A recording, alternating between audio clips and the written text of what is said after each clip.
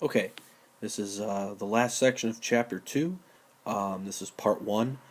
We are going to, in this section, solve inequalities in one variable.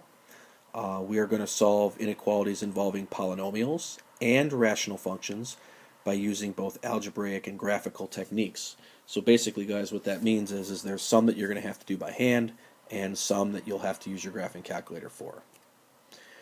Basically, the polynomial inequalities means this, okay? You want to find in a graph, so in a graph, I want to know the intervals. Okay, let's just say that that's our graph. Okay, they're going to give you a polynomial and they're going to say what value of x makes this polynomial, let's just say, greater than 0. Okay, well, on this graph, here is where, actually let me do this. Here's where the graph is above the x-axis. That's where all the y's, let's just say, are positive. Okay, so what we have to do is we have to determine what intervals. Now, obviously, this would be to infinity, but we have to determine what intervals is the graph above the x-axis.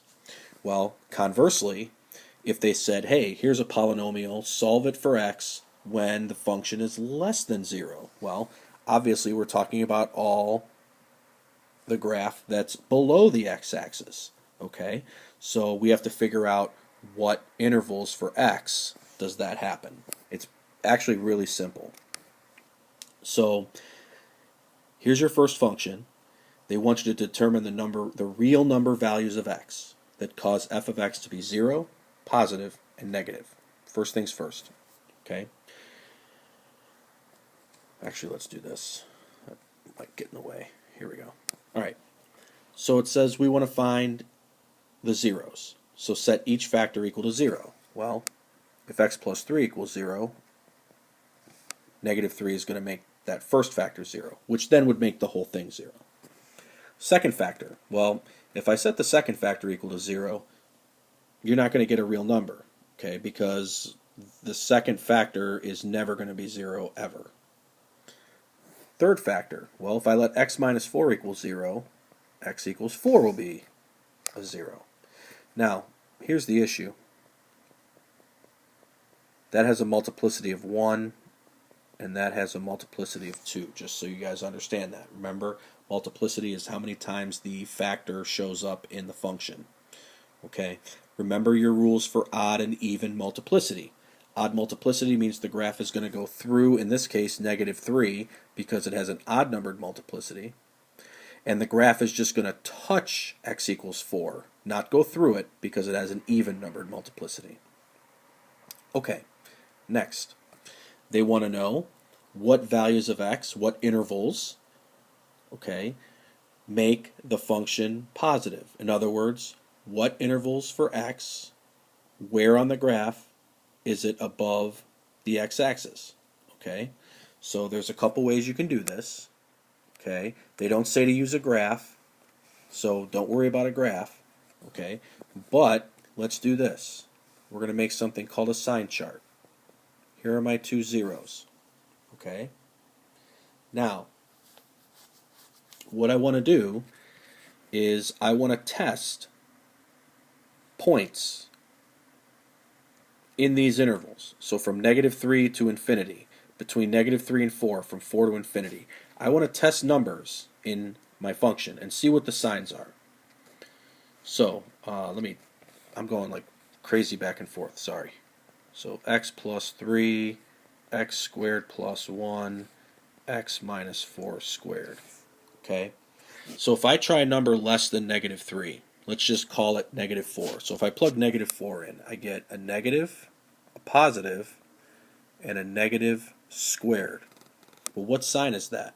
Well, negative squared is a positive. Positive times positive is positive, times negative is negative.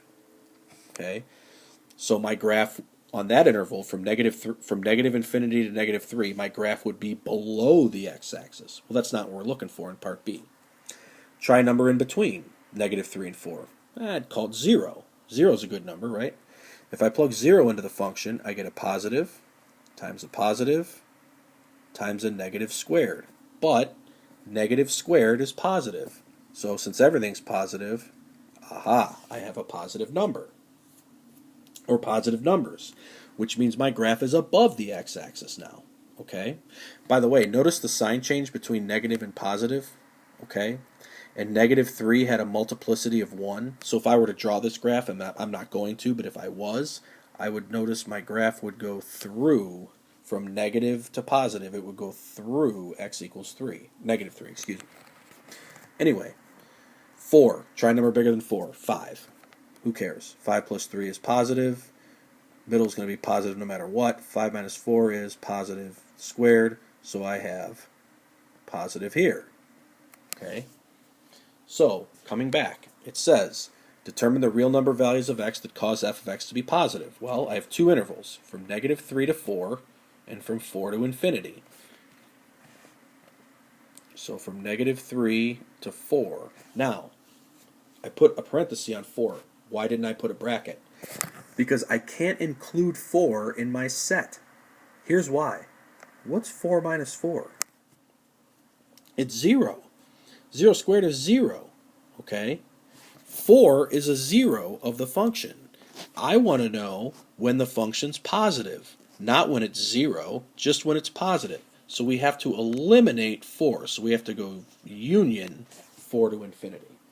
So all the numbers greater than negative 3 work, except 4.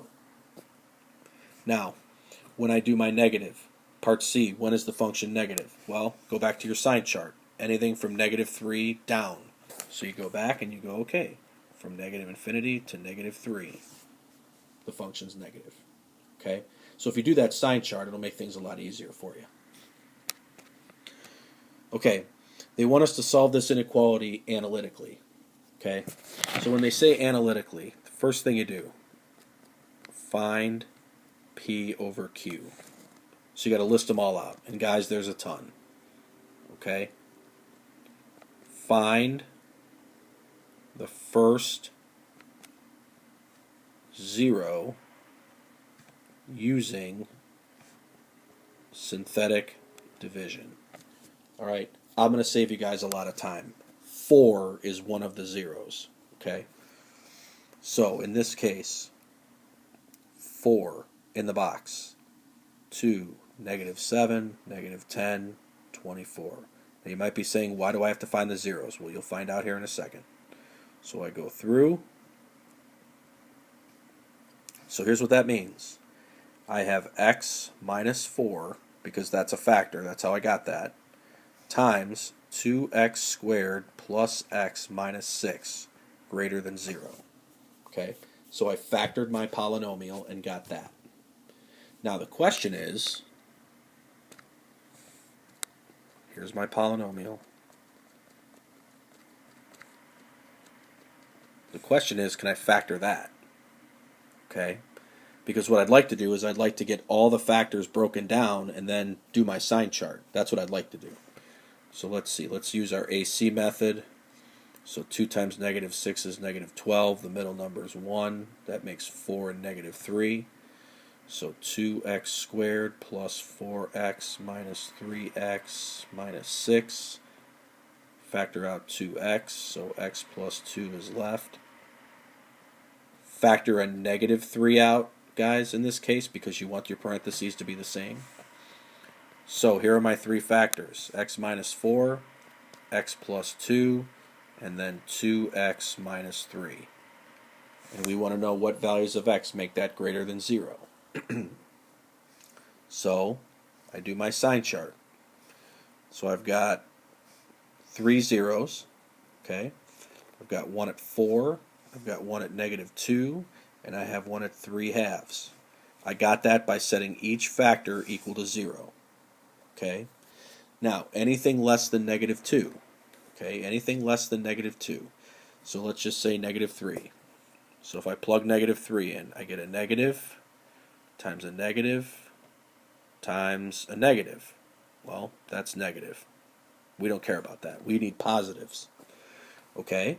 So let's see. A number between negative 2 and 3 halves, we'll choose 0. So negative, positive, negative. Well, negative times negative is positive. So positive times positive, positive. Okay, that's a good one. Remember, it says greater than 0, which means positive. Try number 3 halves to 4. 2. So negative, let's see, 2 plus 2 is positive. 2 times 2 is 4 minus 3 is positive. Well, the net result is negative. We don't like that. All right, let's try a number greater than 4. So anywhere from 4 to infinity. So we'll call it 5. Positive times positive times positive. So that's positive. Okay, so our two intervals are from negative 2 to 3 halves and from 4 to infinity. So I come back here. Okay, well, actually we'll just write it here.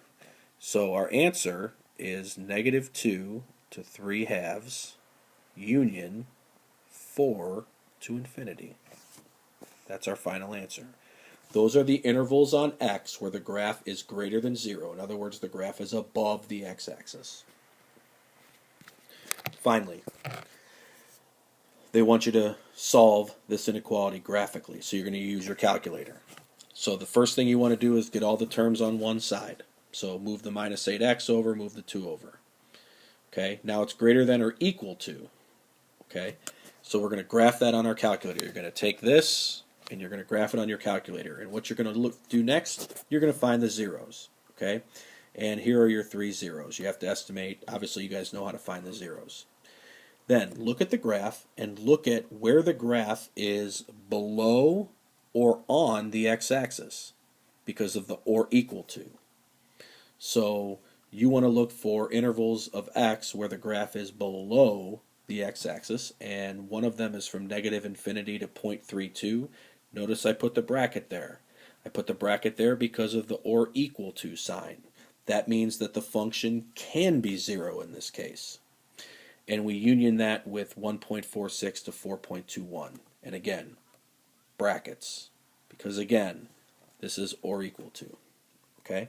So that is the first 3 problems. We'll have a real short homework assignment, and then I'll do part 2 video, and you guys can check that out later. Okay?